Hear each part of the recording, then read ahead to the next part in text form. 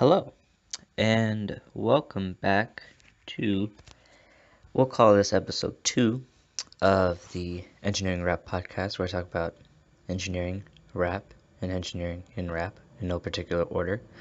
Um, so today I felt like we should talk about the new Logic album, Confessions of a Dangerous Mind, and the Ari Lennox album, Shea Butter Baby. So, yeah, okay. Let's start probably with Confessions of a Dangerous Mind. And yeah, so overall, I didn't think Confessions of a Dangerous Mind was that good, I'm gonna be honest. Um, I feel like Logic just has plateaued and hasn't really done much better in terms of, I guess, his craft since maybe like Bobby Tarantino 2. Bobby and Tarantino 2, Young Sinatra 4 came out last year. And those were very okay albums. Maybe there were a couple of tracks that were cool, you know, but not many that I would really bring back. Maybe there are like a couple that I would have brought back, but I guess that's how it is. But ever since like Everybody and maybe like the Bobby Tarantino that came out maybe like a couple years ago, I don't think Logic has really been getting better, you know. And this really comes to Confessions of a Dangerous Mind. Now, I do think there are a couple of alright tracks out of here. There are definitely interesting collaborations on here, The one with Will Smith, don't be afraid to be different. Sheesh, that's hard to say. But yeah, but I guess going through the track list, um, Confessions of a Dangerous Mind was all right. It wasn't bad, especially it was released as a second single after Keanu Reeves. But I don't think Confessions of a Dangerous Mind was bad. Homicide, admittedly, personally, I found it to be a little corny. Just based off the ending and kind of like I get it that Eminem was kind of playing to that Christy Elia like bit, but like I don't think it came off the way I wanted it to come off, or so it's not really the most listenable thing. But I mean, again, Logic's flow has always been good and it stays pretty consistent throughout the whole album. I think that's a plus. And I guess the main part is probably Logic's lyrics. There's some of them are just corny. He keeps talking about how he's half black, which at this point you would think he would drop it, but now he's just self-referencing, which is also not good. And yeah, it's just starting to get corny. Like, I guess that's just what it is. It's just starting to get corny. Like, Clickbait was a little weird, but I think the best track, the most listenable track on here would probably be Still Ballin' with Wiz Khalifa, even though it's a pretty middle of the road, just flex track. And then Mama and Show Love with YB and Cordae, which is also a bit more of the type of Logic that used to kind of populate the rap scene.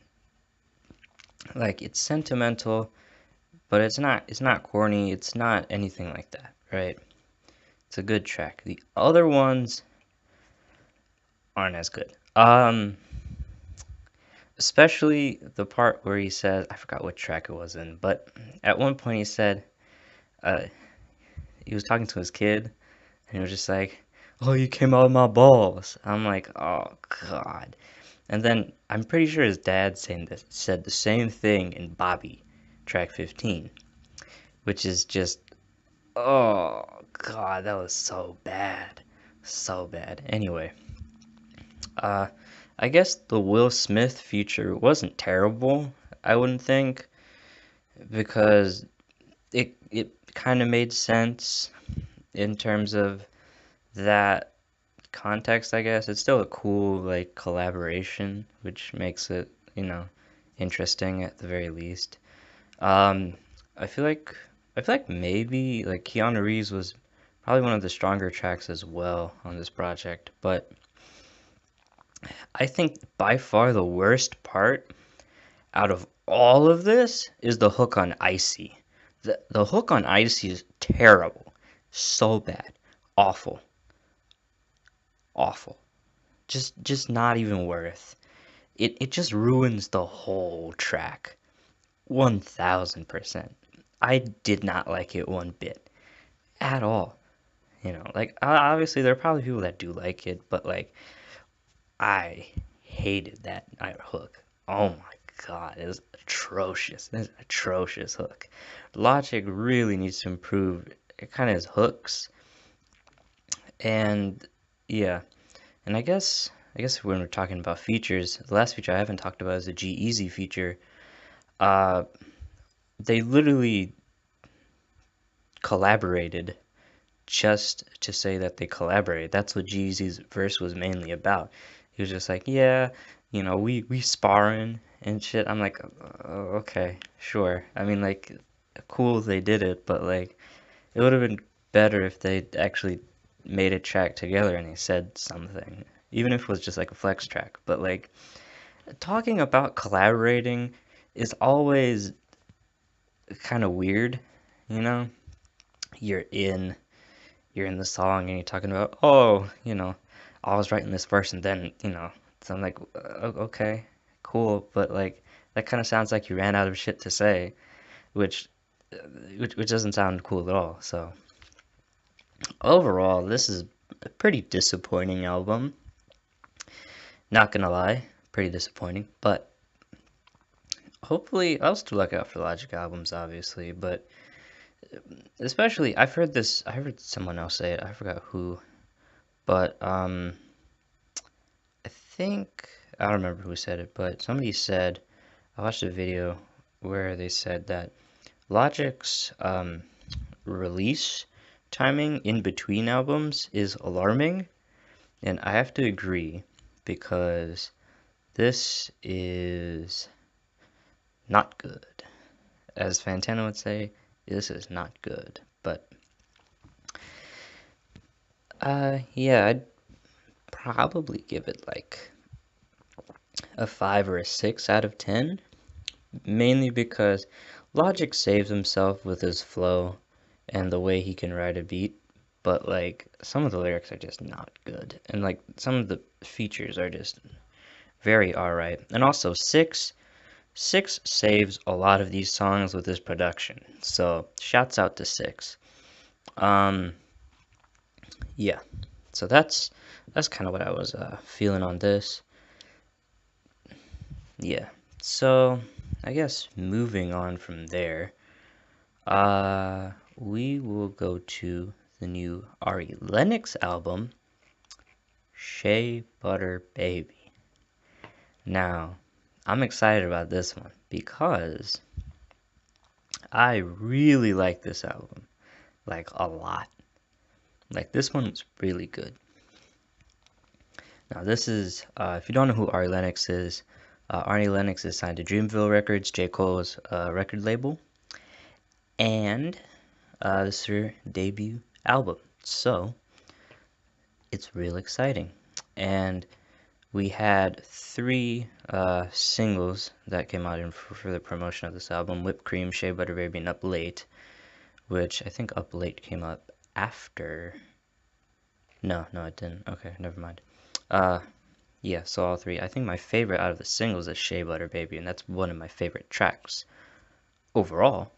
But um, yeah, so I like how Ari Lennox kept it short, like only 12 tracks, and there's only like two features, one from JID and one from J. Cole, but it works here. It works here, I think. Uh, Another thing I forgot to say about Confessions of a Dangerous Mind is that it was 16 tracks and like almost an hour long. If it's like an hour of filler. Anyway, I'm done ripping into the Logic album. We're good. Okay, back to Shea Butter Baby. So I think a lot of these hooks are so catchy, right? BMO, Shea Butter Baby, like those always get stuck in my head. Like whipped cream is cool. Uh, broke is cool. Like all of those. Um, the hooks and Ari's like singing voice is so good. It's so smooth. Sorry, it's so smooth. It's just so nice. It's so nice to listen to. It's a very calming kind of listen, which I really, really love. Um, yeah, and I feel like that's a lot. That's probably like the biggest upside to this. Now, there could have been a couple of more features, but I don't think that that's a big deal here. Overall, I think this is a very good album. I feel like the topics that she talks about, as a lot of the topics she talks about is relationships, and I feel like that is kind of like her. She's really good at talking about that, and like it's just nice having that female perspective on some of these topics, even though a lot of R&B admittedly is just about relationships. But I like her perspective on it, like on New Apartment, where she just moves into a new apartment and she just has that freedom. I kind of felt like the freedom she had through her lyrics, her singing, and even the production. Like it was also a pretty good track. So yeah, I think this is a very strong album to start off with, and it's fucking amazing. You know, I think this is one of my favorite albums of the year so far. So I'm gonna give this like an 8.5 out of 10, or like a 9. You know, it's really good. I really enjoyed it personally. Yeah. So I guess let's see what else do we want to talk about because those two things are on the docket. But I'm gonna talk about one more thing. Seeing as this is only episode 2 of our podcast and I just started, I thought I might give a brief overview of kind of my favorite albums so far in 2019. Obviously, Shea Butter Baby is one of them. Uh, Another one I think is Little Sim's Gray Area, which is also fucking amazing. And Little Sims just has a way with like rapping. It's really good. I love the production on it. Again, it's a shorter album, which is great. It's just a really good album. Along with Dave's Psychodrama, although much longer, I think, a little bit longer than Little Sim's Gray Area, still a very good album. Now, Dave and Little Sims are both rappers from the UK, if you did not know, but I highly recommend checking them out. I think they're pretty good. Along with another UK rapper, shouts out Devlin with The Outcast. That was also a very good album that I enjoyed as well. Now, moving on from UK rap to other avenues of hip hop, I want to shout out to Higher Brothers with 5 stars. I think that has a ton of bangers. Even though a lot of them are in Chinese, the energy is so good, you know, so good. There's a bunch of bangers. I really loved it. Along with another banger-filled album, Dreezy's Big Drees, that came out in the beginning of the year. Super good album. Like, it has a bunch of bangers too. I love it. Chanel Slides with Cash Doll is my shit. It's awesome. Uh, Another album that I want to talk about is Russell. Russell is a rapper from Toronto. His sequel to his Loverboy album that came out a couple years ago, Lovely, which is also, it's just R&B jams to the max, and I love it. You know, Backwood Espresso, shout out Backwood Espresso, one of my favorite tracks on the album. Um, I think that's what it's called, right? Backwood Espresso? I don't even remember. Whoops. Anyway, a couple other albums I really liked was Dizzy Wright's Nobody Cares Work Harder. I just think Dizzy Wright really hit the nail on this. It's kind of like a mix between kind of more mainstream sound and more of an underground sound. Dizzy Wright's still rapping his ass off. If you know what Dizzy Wright does, he was signed to Funk Volume, Hobson's label. but then when it got defunct, or whatever, it fell apart. Dizzy Wright, you know, I think he's independent now, but anyway, uh, Dizzy Wright's new album's also really good. I love that. Trunk Music 3 by Yellow Wolf, highly anticipated album.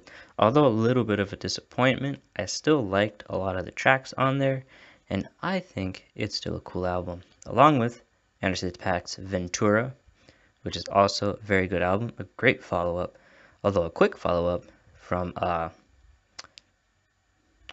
what was the last? Oxnard, yeah. Although a very quick follow-up to Oxnard, it's still very good. Very good. Um, Last couple albums I want to shout out, Static Select and Bun B, Trill Static. That was made all live. Oh, maybe not all of it, but a lot of it was live streamed, which was very cool, and I'm very impressed with the amount of quality that Static Select and Bun B have while just live streaming this and having like people come in and in and out of the studio and just record shit. It's really cool, and I really like the album too. Uh, Finally, Rico Nasty and Kenny Beats, Anger Management. Although a very short album, Rico Nasty still comes with those heavy ass bangers along with Kenny Beats. Kenny Beats' production is wild. Rico Nasty's voice is wild. Her rapping is off the chain. I love it. Shouts out Rico Nasty and Kenny Beats. Yeah. So overall, this is a very slow year. A lot of albums haven't really, caught my attention as much as they did last year, as there was a ton of albums that came out last year. I feel like this year's a little slow, but we'll see what happens. We still have got quite a few albums that are coming up. New DJ Khaled album coming out Friday. New Injury Reserve album coming out Friday. Tyler the Creator coming out Friday. YG coming out in a couple of weeks. Ritz. If you don't know who Ritz is, he was signed to Strange Music. Now he has his own label. Shouts out Ritz. Ritz's new, I think, EP album, White Jesus Lucy's, is coming out same week as YG, I believe. Beast Coast album. Shouts out Beast Coast. That's also coming out the same week. The week after that, we got Skepta. Ignorance is Bliss, which is also going to be real good, maybe. We'll see. I hope it's good. Along with the Beast Coast album. I hope all of these albums are really good, to be honest. I'd much rather have a year where everything is really high quality and just maybe there aren't as many albums, but everything's really high quality than rather just have a bunch of albums that are just alright. But that's just me. But still, we still got Bandana coming out soon. New Danny Brown album, new YB and Cordae album. We got a whole bunch of stuff that I'm looking forward to, and I hope you guys are too. So yeah, I think that's it for now. I'm keeping this one short. So yeah, this has been SB125 Engineering Rap Podcast, episode 2. And yeah, if you got any feedback, leave it in the comments below. I've got to say this last time, but I got to do my YouTube shit. Subscribe, leave a like, comment, like I said, comment any feedback. Yeah, and I guess I'll catch you next time. Maybe I'll talk about engineering next time. We'll see. Cool. Peace out.